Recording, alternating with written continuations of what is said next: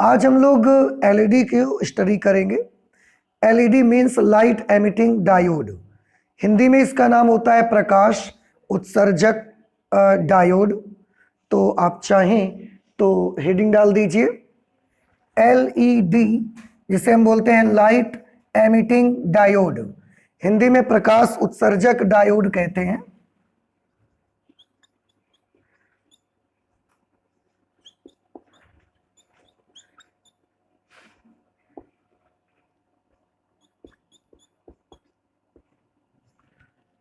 प्रकाश उत्सर्जक डायोड। प्रकाश उत्सर्जक डायोड भी फोटो डायोड की तरह पीएन जंक्शन से ही बनाया जाता है। जैसे पीएन जंक्शन के इस समय हम लोग एप्लीकेशंस पढ़ रहे हैं कि पीएन संधि जो होता है उससे हम क्या क्या बना सकते हैं, उसके क्या क्या यूज़ हैं।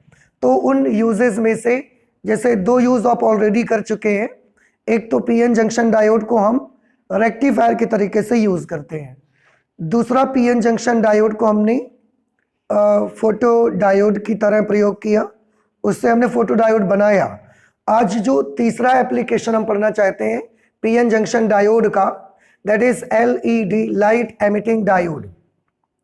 लाइट एमिटिंग डायोड क्या करेगा? बड़ा आसान है। एलईडी आप सब ने देखा है, आप सबके घरों में आप यूज करते हैं और ये बड़ा कॉमन नेम हो चुका है, क्योंकि जैसे कि मैंने बोला आप सब अपने घरों में यूज करते हैं। यहाँ जितने भी ये लगे हुए हैं, चाहे ट्यूब लाइट लगी हो या बल्ब्स लगे हो, ये सारे के सारे एलईडी हैं। ठीक है, तो एलईडी में होता क्या है? बड़ा सिंपल है। एलईडी को आप ऑपरेट कैसे करते हो, उसके लिए क्या देते हैं आप उसे? आंसर है उसके लिए तो हम इलेक्ट्रिसिटी देते हैं उसको, और इलेक्ट्रिसिटी हम उसको देते हैं तो वो हमको क्या देता है? वो हमको लाइट देता है, जैसे कि दूसरे बल्ब देते हैं। भाई सभी बल्बों में यही तो होता है। पहले के जो इनकैंडेसेंट बल्ब चलते थे वो अभी नहीं चलते। जो 100 वॉट के बल्ब चलते थे, येलो कलर से वो ग्लो रहते थे, जलते थे, चमकते थे। तो उनमें भी आप बिजली देते थे, इलेक्ट्रिसिटी प्रोवाइड करते थे और वो चमकते थे, यानी कि आपको लाइट देते थे। सिमिलरली यहाँ पर एलईडी भी यही करेगा। एलईडी को भी आप इलेक्ट्रिसिटी प्रोवाइड करेंगे तो वो आपको लाइट देगा। मतलब वो विद्युत ऊर्जा को किस में कन्वर्ट करेगा? प्रकाश ऊर्जा में। तो यह एक ऐसी युक्ति है, कौन? एलईडी, जो वैद्युत ऊर्जा को प्रकाश ऊर्जा में परिवर्तित कर देती है। तो जब आप इसको इलेक्ट्रिसिटी देंगे तो ये चमकेगा और आपको रोशनी मिलेगी, आपको लाइट मिलेगी। ठीक है, एलईडी जब हम बनाते हैं तो जैसा कि मैंने बताया कि हम पीएन जंक्शन से ही बनाते हैं एलईडी को भी। तो एलईडी जो पीएन जंक्शन से ही बनाई जाती है, उसमें हम जो पीएन जंक्शन यूज करते हैं, हम जो सेमीकंडक्टर मटेरियल यूज करते हैं, उसमें 2-3 शर्तें होती हैं, 3 कंडीशन है। वो कंडीशन अगर पीएन जंक्शन में फुलफिल होगी तो आप एलईडी बना सकते हैं बड़ी आसानी से, और उन कंडीशंस को फुलफिल करके ही हम एलईडी बनाते हैं। तो इसीलिए लिखा गया है कि यह भी एक पीएन संधि डायोड ही होता है, जिसमें निम्नलिखित 3 शर्तें पूरी होनी चाहिए। सॉरी, अब कौन कौन से 3 शर्तें हैं जो पीएन जंक्शन डायोड, यानी कि पीएन जंक्शन अगर फुलफिल करेगी तो वो एलईडी की तरह बिहेव कर सकती है? वो 3 शर्तों में से पहली कंडीशन देखिए, ये है क्या कि प्रयुक्त अर्धचालक पदार्थ का निषिद्ध ऊर्जा क्षेत्र, यानी कि forbidden energy gap, E G 2.4 electron volt या उससे ज्यादा का होना चाहिए। पहली कंडीशन तो यही है कि आप एलईडी बनाने के लिए जिस भी सेमीकंडक्टर मटेरियल का यूज करेंगे, जो अर्धचालक पदार्थ आप प्रयुक्त करेंगे, उसका जो एनर्जी गैप होना चाहिए, forbidden energy gap, it should be equal to 2.4 electron volt और ग्रेटर देन 2.4 इलेक्ट्रॉन वोल्ट। इससे कम का नहीं होना चाहिए। ऐसा क्यों? देखिए, ये जो शर्तें हैं पहले अच्छा मैं पढ़ देता हूं, इसके बाद 1 बाय 1 हम डिस्कस करेंगे कि ऐसा क्यों होना चाहिए। सेकंड कंडीशन क्या है? प्रयुक्त अर्धचालक पदार्थों में अपद्रव्यों यानी कि इम्प्योरिटीज,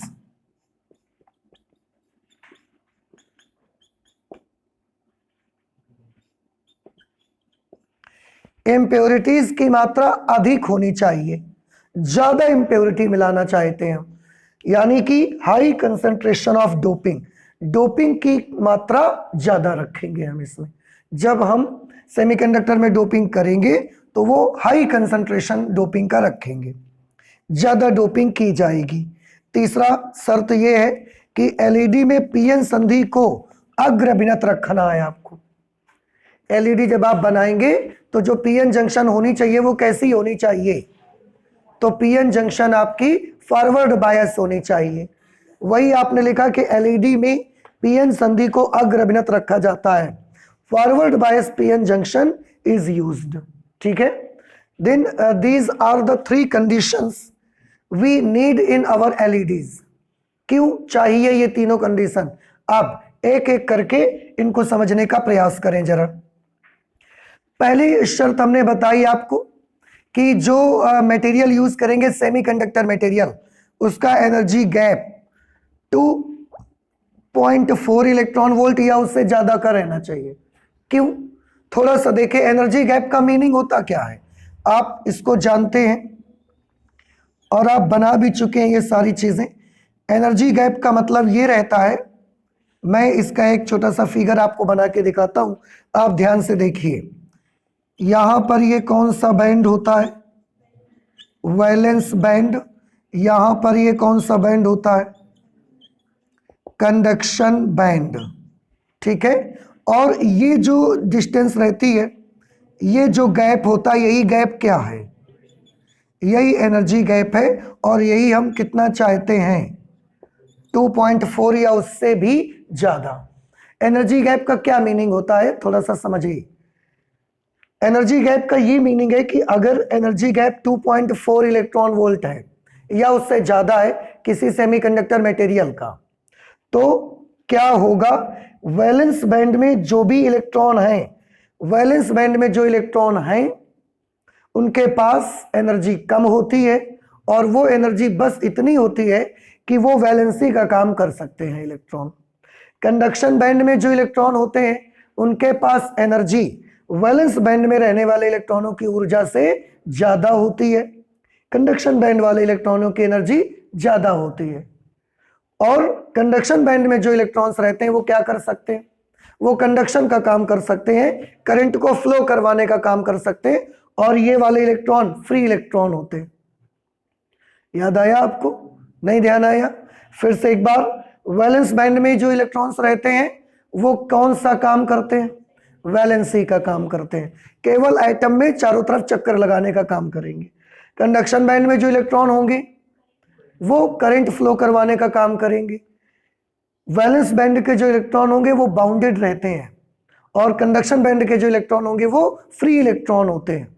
वैलेंस बैंड वाले इलेक्ट्रॉनों की एनर्जी कम होती है, कंडक्शन बैंड वाले इलेक्ट्रॉनों की एनर्जी ज्यादा होती है। क्लियर।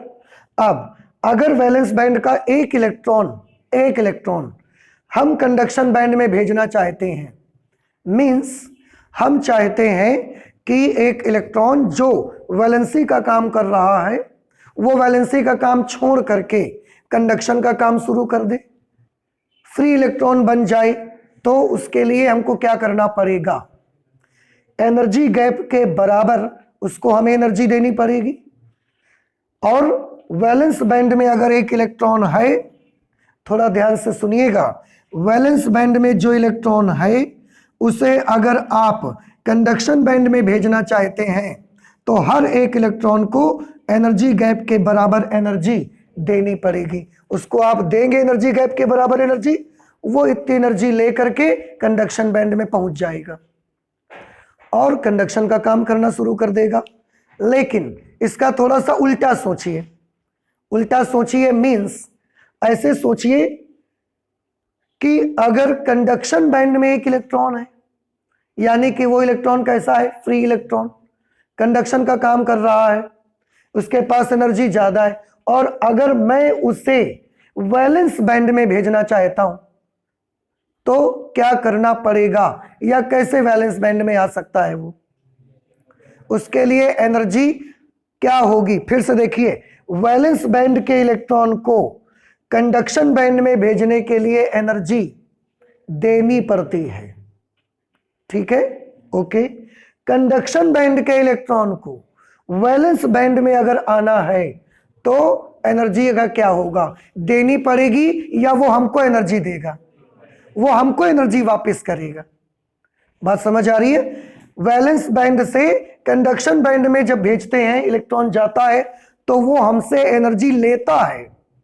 लेकिन अगर एक इलेक्ट्रॉन कंडक्शन बैंड से वैलेंस बैंड में आएगा, यानी कि फ्री इलेक्ट्रॉन को जब हम एटम के साथ मिला देंगे, होल के साथ रिकंबाइंड करा के वैलेंसी का काम उससे करवाना शुरू करेंगे, उस वक्त वो कंडक्शन बैंड से वैलेंस बैंड में आएगा और वो हमको एनर्जी वापस करेगा।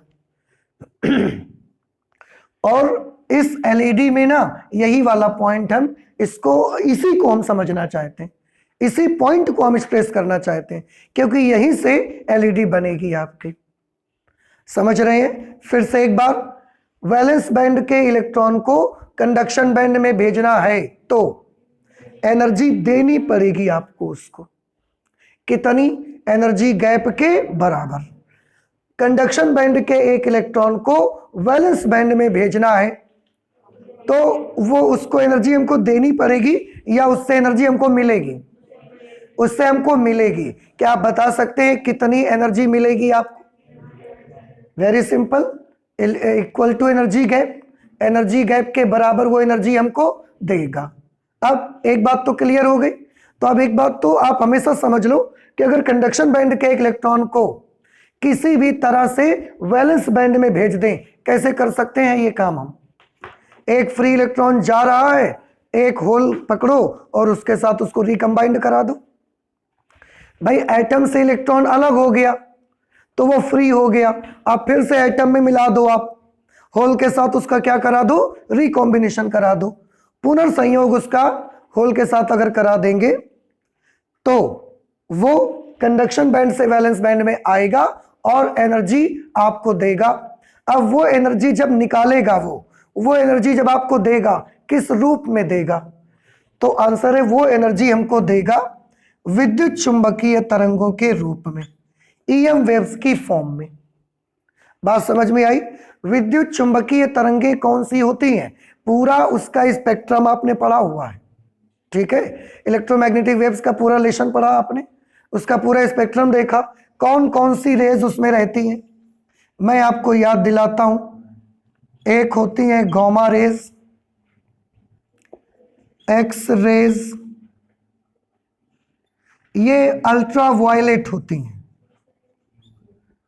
पराबैंगनी, फिर इसके बाद आती है विजिबल, दृश्य क्षेत्र, फिर इंफ्रारेड और गामा एक्स, यूवी, आई, एम के लिए माइक्रोवेव और आर के लिए रेडियो वेव्स। आपके विद्युत चुंबकीय तरंगों के स्पेक्ट्रम में इतने पार्ट होते हैं। तो जब ये कंडक्शन बैंड से वैलेंस बैंड में आएगा तो एनर्जी को उत्सर्जित करेगा, एनर्जी इलेक्ट्रॉन अपने अंदर से निकालेगा और वो एनर्जी किस रूप में निकालेगा? इलेक्ट्रोमैग्नेटिक वेव्स की फॉर्म में। और इलेक्ट्रोमैग्नेटिक वेव्स तो इतनी ही होती हैं। तो क्या उससे जब इलेक्ट्रोमैग्नेटिक वेव्स की फॉर्म में एनर्जी निकलेगी तो क्या वो गामा रेज होगी, एक्स रेज होंगी, ultraviolet, visible, infrared, microwave, radio, कुछ भी हो सकता है। भाई क्या हमने बताया कि कंडक्शन बैंड से वैलेंस बैंड में इलेक्ट्रॉन आएगा तो ऊर्जा उत्सर्जित करेगा एनर्जी गैप के बराबर, और वो एनर्जी विद्युत चुंबकीय तरंगों के रूप में होगी। तो अगर वो एनर्जी विद्युत चुंबकीय तरंगों के रूप में होगी तो क्या वो गामा होगी, क्या वो एक्स रेज होंगी, क्या वो अल्ट्रावायलेट रेडिएशन होगा, क्या वो विजिबल रेज होगी, क्या वो इंफ्रारेड रेडिएशन होगा, माइक्रोवेव्स होंगी, रेडियो वेव्स होंगी? अब ये भी प्रॉब्लम है ना कि वो क्या होंगी।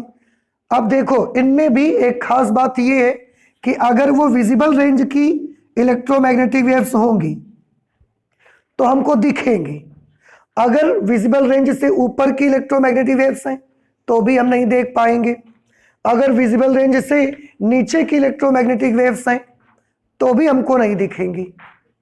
बात समझ आ रही है आपको कि अगर वो जो रेडिएशन, जो इलेक्ट्रोमैग्नेटिक वेव्स यहां से बन के निकलेंगी, वो इलेक्ट्रोमैग्नेटिक वेव्स अगर विजिबल रेंज की हैं तो हमें हमारी आंखों से दिखेंगी, लेकिन अगर वो इससे ऊपर या इससे नीचे के रेंज की है तो वो हमको दिखेंगी नहीं। इसीलिए देखो, हमने इसीलिए क्या किया कि जो एनर्जी गैप है वो 2.4 इलेक्ट्रॉन वोल्ट या उससे ज्यादा लिया है। काहे की वजह से, जब ये इलेक्ट्रॉन कंडक्शन बैंड में कंडक्शन बैंड से वैलेंस बैंड में आएगा तो ये एनर्जी उत्सर्जित करेगा, ऊर्जा उत्सर्जित करेगा। तो उस ऊर्जा की अपनी एक आवृत्ति होगी, एक फ्रीक्वेंसी होगी। वो फ्रीक्वेंसी कैसे डिसाइड होगी? Eg is equal to H nu. Energy का एक फॉर्मूला पढ़ा है ना कि E बराबर एच न्यू। तो जब कंडक्शन से वैलेंस बैंड में आएगा, Eg के बराबर ऊर्जा उत्सर्जित करेगा। ये जो ऊर्जा निकालेगा, इस ऊर्जा के तुल्य आवृत्ति कितनी होगी, हम ये पता लगाना चाहते हैं कि जो ये इलेक्ट्रॉन एनर्जी एमिट करेगा, इसके इक्विवेलेंट क्या फ्रीक्वेंसी मिलेगी हमको इलेक्ट्रोमैग्नेटिक वेव्स की, उसको बनाना चाहते हैं। तो आप देखें Eg is equal to H nu, तो nu is equal to Eg upon h. देखिए, तो अगर एनर्जी गैप के बराबर ऊर्जा उत्सर्जित करेगा तो इतनी आवृत्ति की विद्युत चुंबकीय तरंगे निकलेंगी। फिर से, वैलेंस कंडक्शन बैंड से एक इलेक्ट्रॉन वैलेंस बैंड में आया, उसने ऊर्जा उत्सर्जित की। कितनी एनर्जी उत्सर्जित की? आंसर है Eg के बराबर। उस ऊर्जा की आवृत्ति कितनी होगी? तो उस ऊर्जा की आवृत्ति होगी Eg अपॉन एच के इक्वल। इतनी बात समझ में आई? अच्छा, अगर इतनी आवृत्ति होगी, अब देखने वाली बात तो ये है कि अगर ये फ्रीक्वेंसी विजिबल रेंज की होगी तो तब तो हमको कुछ चमक रहा है दिखेगा। लेकिन अगर ये फ्रीक्वेंसी इंफ्रारेड रेंज की हो गई, अगर ये आवृत्ति अवरक्त भाग की हो गई तो ये हमको नहीं दिखेगा। ये एनर्जी अल्ट्रावायलेट रेडिएशन हो गई तो भी हम नहीं देख पाएंगे। तो इस फ्रीक्वेंसी का, इस आवृत्ति की वैल्यू इतनी होनी चाहिए कि वो किस रेंज में आ जाए, विजिबल रेंज में आ जाए। क्योंकि अगर फ्रीक्वेंसी कम होगी तो हम देख नहीं पाएंगे। अब फ्रीक्वेंसी किस पर डिपेंड करती है? एच तो कांस्टेंट है, फ्रीक्वेंसी केवल डिपेंड करती है एनर्जी गैप पर। तो अगर फ्रीक्वेंसी को विजिबल रेंज में आप लाना चाहते हैं तो एनर्जी गैप भी थोड़ा ज्यादा ही चाहिए आपको। देख रहे हैं एनर्जी गैप? आप ध्यान से सुनना, मैं रिवर्स में चलूंगा और आपको सारी चीज बताता चलूंगा। एनर्जी गैप ज्यादा होगा तो जो विद्युत चुंबकीय तरंगे निकलेंगी उनकी आवृत्ति भी ज्यादा होगी। आवृत्ति ज्यादा होगी तो रेडियो माइक्रो इंफ्रारेड से ज्यादा होके कहां आ जाएगी? विजिबल रेंज में। विजिबल रेंज में आ जाएगी तो हमको दिखेगी। और अगर एनर्जी गैप छोटा ले लिया आपने, 2.4 से बहुत कम ले लिया, 1.4 ले लिया, 1.2 इलेक्ट्रॉन वोल्ट एनर्जी गैप ले लिया, 1 इलेक्ट्रॉन वोल्ट एनर्जी गैप का ले लिया आपने सेमीकंडक्टर, फिर क्या होगा? एनर्जी गैप कम होने से जो रिकॉम्बिनेशन नहीं होंगे, क्या? आंसर है रिकॉम्बिनेशन होंगे। कंडक्शन बैंड से अभी भी इलेक्ट्रॉन वैलेंस बैंड में आएगा, यानी कि एक फ्री इलेक्ट्रॉन होल के साथ कंबाइंड करेगा। लेकिन क्या होगा कि एनर्जी गैप कम होने के कारण आवृत्ति कम बनेगी, फ्रीक्वेंसी कम बनेगी, तो वो माइक्रोवेव्स की बन जाएगी। और माइक्रोवेव्स की बन जाएगी तो विद्युत चुंबकीय तरंगें तो निकलेंगी लेकिन हमको कुछ दिखेगा नहीं। इंफ्रारेड बन जाएगी तो विद्युत चुंबकीय तरंगें बनेंगी, रिकॉम्बिनेशंस भी होंगे, इलेक्ट्रोमैग्नेटिक वेव्स भी निकलेंगी, लेकिन हमको कुछ दिखेगा नहीं। इसीलिए एनर्जी गैप को हम कैसा रखते हैं? ज्यादा रखते हैं। एनर्जी गैप को ज्यादा रखते हैं मींस 2.4 इलेक्ट्रॉन वोल्ट या उससे भी ज्यादा रखा जाता है। अब ये वाला पॉइंट आपको समझ आ गया कि हम जो सेमीकंडक्टर मटेरियल का यूज करते हैं उसका एनर्जी गैप 2.4 इलेक्ट्रॉन वोल्ट या उससे ज़्यादा का क्यों रखते हैं? नहीं समझ में आया आपको? 2.4 इलेक्ट्रॉन वोल्ट या उससे ज़्यादा का रखने से जो विद्युत चुंबकीय तरंगें निकलेंगी उनकी आवृत्ति दृश्य क्षेत्र की हो जाएगी और वो हमको दिखेंगे। और यही रीजन है कि हम सिलिकॉन को यूज नहीं करते एलईडी बनाने में। देखिए, सिलिकॉन और जर्मेनियम भी तो सेमीकंडक्टर है बेटा। अगर सिलिकॉन और जर्मेनियम सेमीकंडक्टर हैं, लेकिन इसके बावजूद भी हम सिलिकॉन और जर्मेनियम में से किसी भी सेमीकंडक्टर का यूज एलईडी बनाने में नहीं करते। क्यों नहीं करते? क्योंकि इनके एनर्जी गैप्स बहुत कम है, इनके एनर्जी गैप बहुत कम है। और 0.7 इलेक्ट्रॉन वोल्ट बहुत कम है, 1.2 इलेक्ट्रॉन वोल्ट। अगर इतने एनर्जी गैप कम होंगे, आपने सिलिकॉन का यूज कर लिया बाई चांस और उसका एनर्जी गैप बहुत कम है, आपने पूरा प्रोसेस करके एलईडी बना के धर दिया। और काहे से बना दिया आपने? सिलिकॉन का बना दिया। अब बताइए, क्या कंडक्शन बैंड के इलेक्ट्रॉन वैलेंस बैंड में नहीं आएंगे? आएंगे। क्या एक इलेक्ट्रॉन होल से रिकम्बाइंड नहीं होगा? होगा। तो क्या इलेक्ट्रोमैग्नेटिक वेव्स नहीं निकलेंगी? निकलेंगी, लेकिन आपको कुछ दिखेगा नहीं। क्यों नहीं दिखेगा? अब आप समझ गए कि उनका एनर्जी गैप कैसा है, कम। एनर्जी गैप कम होने से फ्रीक्वेंसी भी कम होगी, आवृत्ति कम होने से वो इंफ्रारेड की रह जाएगी, हमको दिखेगी नहीं। हमको तो तब दिखेगा जब विजिबल रेंज में आए। And this is the reason कि हम लोग एलईडी कभी भी सिलिकॉन या जर्मेनियम से नहीं बनाते। तो ये एग्जामिनेशन में कभी कभी क्वेश्चन भी आता है, या कोई भी आपसे पूछ सकता है कि सिलिकॉन और जर्मेनियम के एलईडीज क्यों नहीं बनाए जाते। तो उसका रीजन क्या होगा? क्योंकि इनका एनर्जी गैप बहुत कम होता है, और एनर्जी गैप कम होने के कारण इनसे जो विद्युत चुंबकीय तरंगें उत्सर्जित होती हैं उनकी आवृत्ति बहुत कम होती है, और वो आवृत्ति दृश्य क्षेत्र में नहीं आती और हमको कुछ दिखाई नहीं देता। ठीक है, अच्छा, इसीलिए एनर्जी गैप कैसा रखा जाता है? ज्यादा। पहला रीजन पता लग गया। ओके, अब हमारा मेन मकसद क्या है? हमारा मेन मकसद है एक ऐसा इलेक्ट्रॉन जो फ्री घूम रहा है, कंडक्शन का काम कर रहा है, उसको एक होल के साथ कंबाइंड करा देना। ये हमारा मेन मकसद है। आपने यहां से देखा भी तो कि कंडक्शन बैंड के इलेक्ट्रॉन को कहां ले जाना है? वैलेंस बैंड में। मींस एक इलेक्ट्रॉन जो फ्री घूम रहा है उसको एक होल के साथ रिकम्बाइंड करा दो। समझ आ रहा है? अब कैसे होगा ये काम? भाई बड़ी सिंपल सी चीज है। एक इलेक्ट्रॉन को आप बोलोगे कि जाओ भाई होल के साथ कंबाइंड हो जाओ, तो अपने आप तो कैसे हो जाएगा?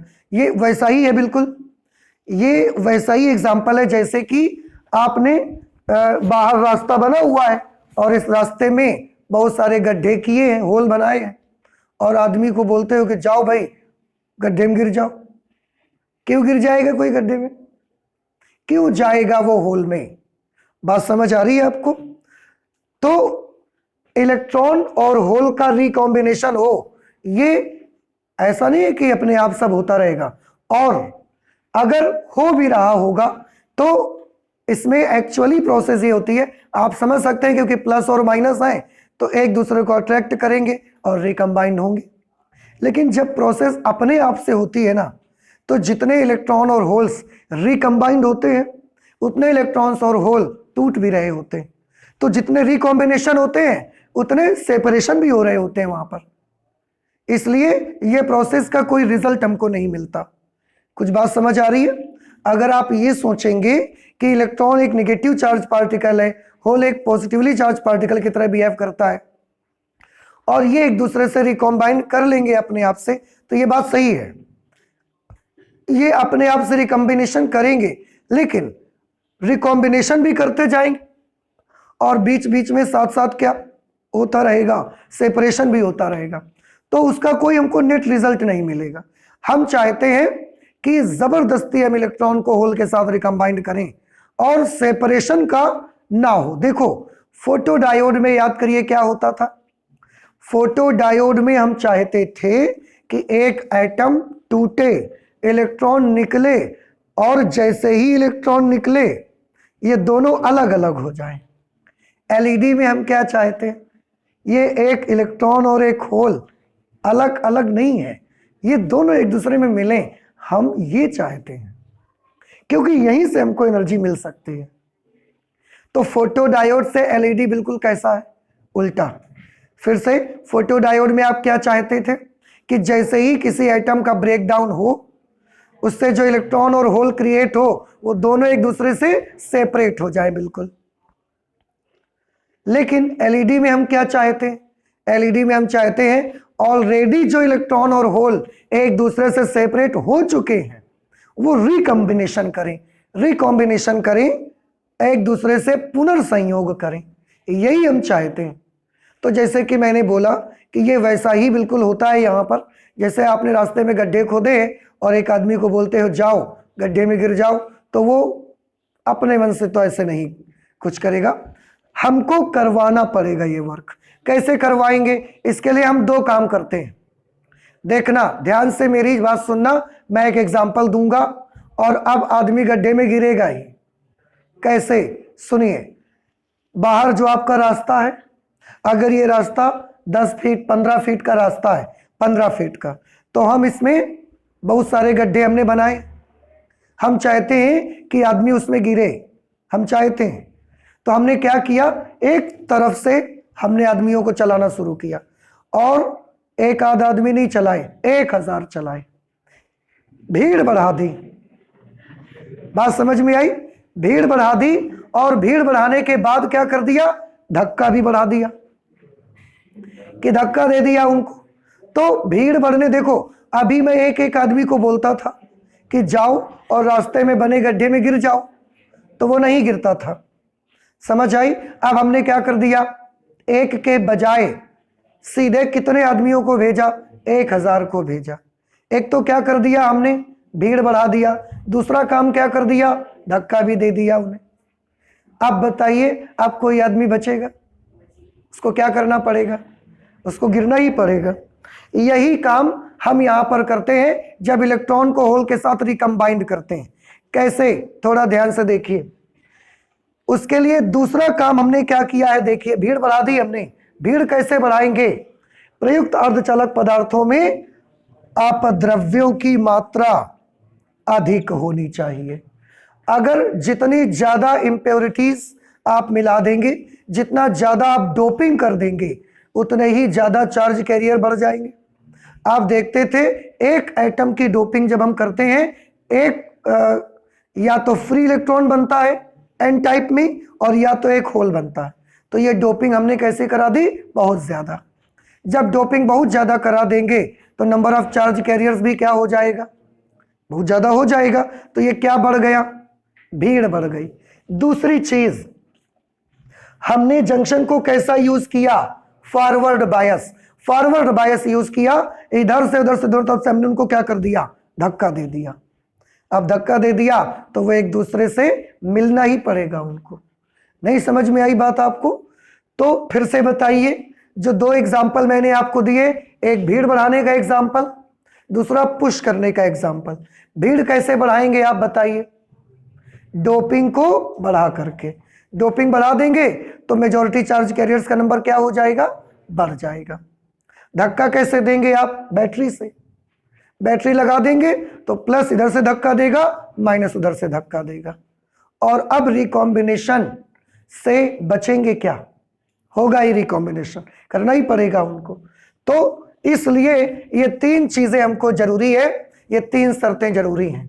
पहला, एनर्जी गैप 2.4 इलेक्ट्रॉन वोल्ट या उससे ज्यादा चाहिए, क्यों, हमने आपको बताया। दूसरा, हाई कंसंट्रेशन ऑफ डोपिंग होनी चाहिए। तीसरा, forward bias PN junction use करें आप। अब ये जब हम समझ गए तो डायग्राम हमने बनाया। देखिए, ये हमने एक पीएन जंक्शन का इस्तेमाल किया। इधर की तरफ पी क्षेत्र है, इधर की तरफ एन क्षेत्र है। पी क्षेत्र में बहुसंख्यक वाहक कौन होते हैं, कोटर, और एन क्षेत्र में बहुसंख्यक वाहक कौन होते हैं, इलेक्ट्रॉन्स। और ये बीच में क्या बनी हुई है, ये अवक्षय परत बनी हुई है। अवक्षय परत का एन टाइप वाला सिरा पॉजिटिव और पी टाइप वाला सिरा नेगेटिव रखा जाता है। और इसको हमने कैसे कनेक्ट कर दिया, फॉरवर्ड बायस में कनेक्ट कर दिया। देखो फॉरवर्ड बायस में क्यों, कैसे कनेक्ट किया, P क्षेत्र को बैटरी के पॉजिटिव टर्मिनल से और N क्षेत्र को बैटरी के नेगेटिव टर्मिनल से हमने कनेक्ट कर दिया। ये बात समझ आ गई? तो फॉरवर्ड बायस भी हो गया। देखो अब क्या होगा, ये पॉजिटिव जो टर्मिनल है बैटरी का, इस प्लस की वजह से ये सिरा कैसा हो जाएगा प्लस, और इस नेगेटिव की वजह से ये एंड कैसा होगा नेगेटिव। क्लियर? अब जब ये प्लस होगा तो ये होल्स को क्या होगा, खींचेगा या पुश करेगा? पुश करेगा, धक्का देगा। और इधर ये नेगेटिव होने के कारण इलेक्ट्रॉनों को धक्का दिया जाएगा। इधर से होल्स पुश किए जाएंगे, इधर से इलेक्ट्रॉन्स पुश किए जाएंगे, और जब दोनों को धक्का दिया जाएगा ये दोनों एक दूसरे के नजदीक आएंगे and there will be possibility कि वो एक दूसरे से रिकम्बाइंड होना ही पड़ेगा उनको। बात समझ में आई? अब आप ये भी सोच सकते हो, आप ये भी सोच सकते हो कि यहाँ जितने होल्स हैं और जितने इलेक्ट्रॉन्स हैं ये सब ऐसे आके रिकम्बाइंड हो जाएंगे, उसके बाद खेल खत्म। खेल खत्म नहीं होगा। खेल ऐसे खत्म नहीं होगा कि जब ये रिकम्बाइन होंगे, बाई चांस सोचिए हमने डोपिंग का कंसंट्रेशन कैसा रखा है, बहुत हाई। बाई चांस यहाँ 1 लाख इलेक्ट्रॉन है, 1 करोड़ इलेक्ट्रॉन है, 1 करोड़ इलेक्ट्रॉन है, और एक बार में 10,000 इलेक्ट्रॉन एक दूसरे से रिकम्बाइंड हो जाते हैं। बात समझ में आई? कितने इलेक्ट्रॉन्स टोटल हैं? 1 करोड़। एक बार में कितने इलेक्ट्रॉन रिकम्बाइंड हो जाते हैं? 10,000। तो 1 करोड़ में से जब 10,000 इलेक्ट्रॉन रिकम्बाइंड हुए तो बैटरी क्या करती है? बैटरी भी तो कुछ करेगी। बैटरी तुरंत 10,000 इलेक्ट्रॉन और भेज देती, बैटरी सप्लाई कर देती है। तो वो 10,000 इलेक्ट्रॉन की पूर्ति हो गई। समझ में आया आपको? जैसे ही फिर 10,000 रिकम्बाइंड हुए फिर 10,000 इसने भेज दिए। इस तरीके से बैटरी धीरे धीरे क्या होती जाएगी? बैटरी धीरे धीरे डिस्चार्ज होगी, क्योंकि इलेक्ट्रॉनों की पूर्ति, होल्स और इलेक्ट्रॉन की पूर्ति करने का काम किसका होगा? वो बैटरी देखेगी, वो काम रहेगा। इसलिए बैटरी डिस्चार्ज होगी। तो अगर आप एलईडी बैटरी से जलाते हैं तो बैटरी डिस्चार्ज हो जाती है, होती है कि नहीं होती? तो ये इलेक्ट्रॉनों की और होल्स की पूर्ति करती रहेगी। कुछ बात समझ आ रही है आपको? इस तरह से यहां पर एक्शन चलता रहता है। अब थोड़ा ध्यान से देखिए, रिकॉम्बिनेशन कहां हो रहा है बताइए? पी रीजन में हो रहा है रिकॉम्बिनेशन, एन रीजन में रिकॉम्बिनेशन हो रहा है, या जंक्शन में रिकॉम्बिनेशन हो रहा है? आंसर है जंक्शन में रिकॉम्बिनेशन हो रहा है। ठीक है? अगर रिकॉम्बिनेशन जंक्शन में होता है तो जब रिकम्बाइंड होते हैं, इसका मतलब एक इलेक्ट्रॉन जो फ्री घूम रहा था उसको होल में हम मिला देते हैं, और वो क्या करता है? वैलेंसी का काम करना शुरू कर देता है। कंडक्शन बैंड से वैलेंस बैंड में आ गया।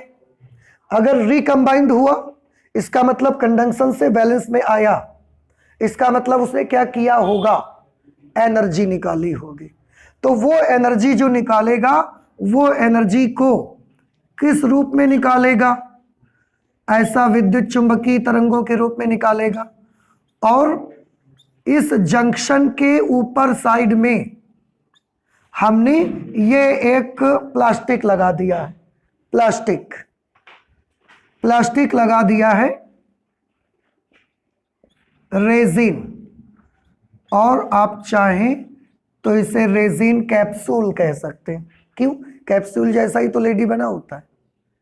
देख रहे कैप्सूल, एक कैप्सूल आपने देखा है ना, कैप्सूल का एक एंड आप देखिए तो वो इसी तरीके का लगभग आपको दिखेगा। तो ये रेजिन कैप्सूल यहाँ पर लगा होता है, जिसके अंदर में किसी प्रतिदीप्तिशील पदार्थ का हम लेप कर देते हैं। और प्रतिदीप्तिशील पदार्थ की एक खास बात होगी कि जब इसमें विद्युत चुंबकीय तरंगें पड़ेंगी तो ये चमकना शुरू कर देगा। तो हमने क्या किया, ये जो प्लास्टिक का बना हुआ कैप्सूल लगा है यहाँ पर, इस कैप्सूल के अंदर साइड में किसी प्रतिदीप्तिशील पदार्थ, फ्लोरेसेंट मटेरियल का हमने लेप कर दिया व्हाइट कलर का। अगर व्हाइट कलर के प्रतिदीप्तिशील पदार्थ का हमने लेप कर दिया तो जब रिकॉम्बिनेशन होंगे, एनर्जी उत्सर्जित होगी, एमिट होगी, वो एनर्जी इस रेजिन कैप्सूल पर पड़ेगी इंटरनल साइड पर, और जब ये एनर्जी पड़ेगी तो ये चमकना शुरू कर देगा, क्योंकि व्हाइट कलर का हमने बनाया हुआ है, इसलिए व्हाइट कलर से ये चमकना स्टार्ट कर देगा। कुछ बात समझ में आई आपको? और इसी को आप बोलते हैं एलईडी। और ये कौन सी तरंगें यहां से निकल रही हैं? ये निकल रही हैं इलेक्ट्रोमैग्नेटिक वेव्स। और इस तरह से एलईडी वर्क करता है। नहीं समझ में आया आपको? आ गया? और यही सारी चीजें हमने वहां नोट कर दी हैं। देखिए वर्किंग, जब पीएन संधि को अग्र अभिनत अवस्था में जोड़ा जाता है, फॉरवर्ड बायस कंडीशन में हम उसको रखते हैं, तो हाई डोपिंग कंसंट्रेशन, क्योंकि इनकी डोपिंग हमने कैसी रखी है? बहुत ज्यादा हाई डोपिंग कंसंट्रेशन और उच्च बाह्य वैद्युत क्षेत्र के कारण। दो रीजन, एक तो डोपिंग ज्यादा है, दूसरा जो फॉरवर्ड बायस वोल्टेज हम दे रहे हैं वो हाई दे रहे हैं। इन दोनों चीजों की वजह से संधि पर, जंक्शन पर क्वार्टरों तथा इलेक्ट्रॉनों के रिकॉम्बिनेशन बड़ी ही तीव्र गति से होने लगते हैं। प्रत्येक रिकॉम्बिनेशन से एक निश्चित आवृत्ति, कितनी आवृत्ति? Eg/h, new is equal to Eg/h कि विद्युत चुंबकीय तरंगें उत्सर्जित होने लगती हैं। जब भी रिकॉम्बिनेशन होगा उससे Eg/h फ्रीक्वेंसी की विद्युत चुंबकीय तरंगें निकलेंगी, क्योंकि एनर्जी गैप उच्च रखा जाता है। आप देखो एनर्जी गैप हमने हाई लिया है, 2.4 से भी ज्यादा। इसलिए जो भी विद्युत चुंबकीय तरंगें संधि से उत्सर्जित होती हैं, उनका आवृत्ति का जो परिसर है, आवृत्ति का जो रेंज है, वो दृश्य क्षेत्र यानी कि विजिबल रेंज का होता है। अगर हम कम कर देंगे Eg तो क्या होगा? रिकॉम्बिनेशन नहीं होंगे, एनर्जी नहीं निकलेगी, निकलेगी, लेकिन वो एनर्जी इंफ्रारेड हो जाएगी, माइक्रोवेव हो जाएगी, हीट रेडिएशन निकलेगा। तो हम क्या देख रहे हैं कि रिकॉम्बिनेशन भी हो रहे हैं और इलेक्ट्रॉन होल मिल भी रहे हैं, लेकिन कुछ चमक नहीं रहा है। ये होगा, आपको दिखेगा नहीं। तो आवृत्ति का परिसर दृश्य क्षेत्र का होता है। ये विद्युत चुंबकीय तरंगें पीएन संधि के ऊपर लगे प्लास्टिक के बल्ब, जिसे आप रेजिन कैप्सूल भी कहते, पर पड़ती है। देखो निकलने वाली तरंगें पड़ी ना उस पर, जिस पर लगे प्रतिदीप्तिशील पदार्थ, फ्लोरेसेंट मटेरियल के कारण बल्ब चमकने लगता है। इसे ही एलईडी कहा जाता है। ले भाई, एलईडी मिल गई तुम्हें। अब बताइए ये आपको समझ आया कि नहीं आया? आया। अब इसमें हम और भी बहुत सारी अच्छे अच्छे काम कर सकते हैं। कैसे? यदि हम अलग अलग Eg वाले पदार्थों का प्रयोग करें, एनर्जी गैप अगर हम अलग अलग ले लें, तो अलग अलग रंगों के प्रकाश वाले एलईडी भी बनाए जा सकते हैं। जैसे आप देखते हैं दीपावली में आप लाते हैं, कोई रेड कलर से जलता है, कोई ग्रीन कलर से जलता है एलईडी, कोई ब्लू कलर से जलता है। समझ आ रहे हैं आपको? तो हम अलग अलग बना सकते हैं। क्यों? थोड़ा ध्यान से देखिए, विजिबल रेंज में ही, विजिबल रेंज का स्पेक्ट्रम भी जब आप बनाते हैं तो उसमें पूरा स्पेक्ट्रम विबग्योर का आपको मिलता है, और वो पूरा दृश्य क्षेत्र का ही तो है। VIBGYOR violet, indigo, blue, green, yellow, orange और रेड, सारे कलर विजिबल रेंज में आते हैं कि नहीं आते? अब अगर हम Eg विजिबल रेंज का ही रखें, लेकिन थोड़ा सा कम ज्यादा अगर करेंगे तो लाइट के कलर क्या हो जाएंगे? ज्यादा हो जाएंगे। अगर हम Eg को विजिबल रेंज का ही रखेंगे लेकिन हाई Eg रखेंगे तो फ्रीक्वेंसी भी कैसी आएगी? ज्यादा। और ज्यादा फ्रीक्वेंसी किसकी होती है? फ्रीक्वेंसी उसकी ज्यादा होगी जिसका वेवलेंथ कम होगा। तो वेवलेंथ किसका कम होगा? बैगनी प्रकाश का। तो बैगनी बल्ब जब बन जाएगा। अगर आप Eg ज्यादा कर दोगे तो नीले रंग का बल्ब बना सकते हो। अगर आप Eg की वैल्यू विजिबल रेंज में ही रखो लेकिन थोड़ा कम रखो तो लाल रंग का बना सकते हो बल्ब आप। बात पता चली? तो एलईडी में हम अलग अलग एनर्जी गैप वाले सेमीकंडक्टर का प्रयोग करके अलग अलग रंगों के एलईडी भी बना सकते हैं। पर याद रहे एनर्जी गैप होना इतना चाहिए कि लाइट विजिबल रेंज की ही निकले। उसमें आप थोड़ा कम ज्यादा कर लो, उसमें थोड़ा कम ज्यादा करोगे तो रेड कलर के एलईडी बना सकते हो, ब्लू कलर की एलईडी बन जाएगी, येलो कलर की बनेगी, जो भी आप कलर चाहोगे उसका बन सकता है।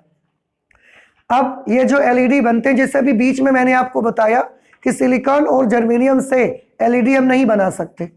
क्यों नहीं बना सकते? आपको रीजन पता लग गया क्यों नहीं बना सकते? क्योंकि इनका एनर्जी गैप बहुत कम रहता है। ओके, तो फिर हम एनर्जी एलईडी बनाने के लिए किस सेमीकंडक्टर मटेरियल का यूज करेंगे?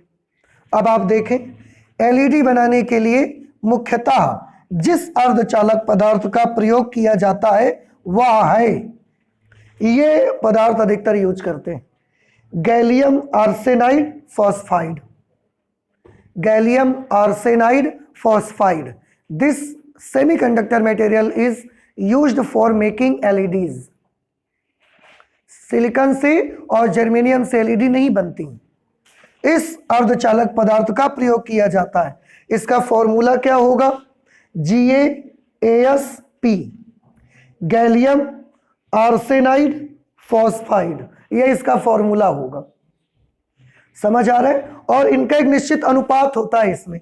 अगर फॉस्फाइड आपने X लिया है तो आर्सेनाइड आपको कैसा लेना पड़ेगा? 1 - X। केमिकल फॉर्मूला आप पढ़ते हैं ना, उसके मुताबिक गैलियम अगर 1 है, फॉस्फाइड अगर X है, तो आर्सेनाइड 1 - X आपको लेना पड़ेगा। बात समझ आई आपको? ये इसका फॉर्मूला रहेगा। अब इसमें हम इनके अलग अलग कॉम्बिनेशन बना सकते हैं। जैसे अगर आपको रेड कलर का एलईडी बनाना है, रेड कलर का एलईडी, तो जो सेमीकंडक्टर आपको लेना पड़ेगा वो गैलियम आर्सेनाइड फॉस्फाइड होगा, लेकिन उसमें फॉस्फाइड 0.4 होगा, तो आर्सेनाइड कितना होगा? 0.6। इसका एक निश्चित अनुपात बनाएंगे और उस निश्चित अनुपात से जो सेमीकंडक्टर मटेरियल बनेगा उससे जब एलईडी हम बनाएंगे तो वो कौन से कलर का एलईडी बनेगा? रेड कलर, हमको रेड लाइट उससे निकलेगी। और देखिए, इंफ्रारेड लाइट कब निकलेगी? इंफ्रारेड मतलब अवरक्त।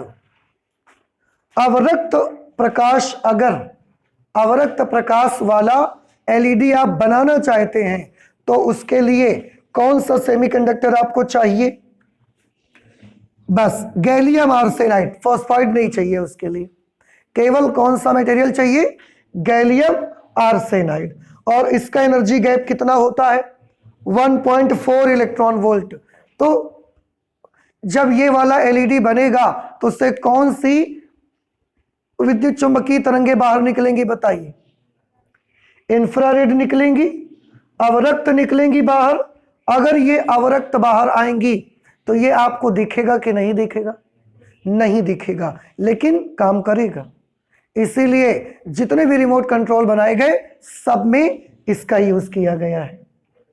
आपने रिमोट कंट्रोल आपके घरों में भी है, तो रिमोट कंट्रोल में आप देखते हो कि जो आगे साइड ये एलईडी बल्ब लगाया जाता है, ये एलईडी बल्ब जो आगे की तरफ लगा हुआ है, हम जब इसको दबाते हैं, प्रेस करते हैं, तो कोई लाइट यहां से दिखती नहीं है, दिखती नहीं है।